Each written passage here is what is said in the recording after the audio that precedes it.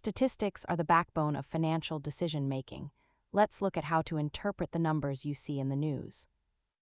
At its core, statistics is just the science of collecting, analyzing, and interpreting data to make better informed decisions.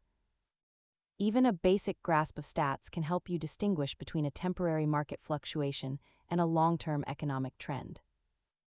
We often focus on averages, but the median or the range of volatility can tell a much more accurate story about your money. When looking at salary reports or home prices, always check if the number is an average or a median to avoid being misled.